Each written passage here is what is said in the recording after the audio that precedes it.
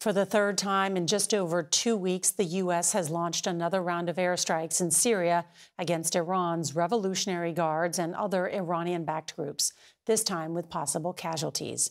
CBS's David Martin is at the Pentagon with those details and more on the deaths of 5 U.S. soldiers who were in the Middle East to support the possible evacuations of Americans. The pace of U.S. airstrikes against targets in eastern Syria quickened overnight. This time, American planes targeted a training area and safehouse belonging to Iran's Revolutionary Guards, and a defense official said the bombs likely caused casualties. But the strikes have failed to stop Iranian-backed militias from firing drones and rockets at U.S. troops in Iraq and Syria, prompting this warning from Defense Secretary Austin. These attacks must stop.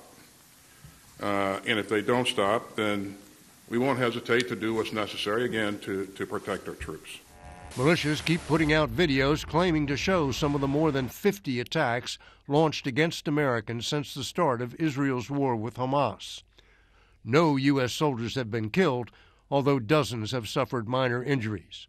But the war has led to the deaths of 5 American special operators whose Black Hawk helicopter crashed during a nighttime refueling in the eastern Mediterranean. Although National Security Advisor Jake Sullivan said he does not consider them casualties of Israel's war. This accident did not occur in combat. It occurred during a training mission, and so that's why, from my perspective, it would not be from this war. The helicopter crew was operating out of Cyprus, on alert for a possible rescue of hostages or evacuation of civilians, part of a major U.S. buildup throughout the Middle East intended to warn Iran and its proxies not to exploit the fighting in Gaza. So far, it has not stopped the war from spreading to Iraq and Syria and not stopped the Houthi rebels in Yemen from shooting down a U.S. drone over the Red Sea. With all those forces, the U.S. is capable of launching much more destructive strikes than it has so far.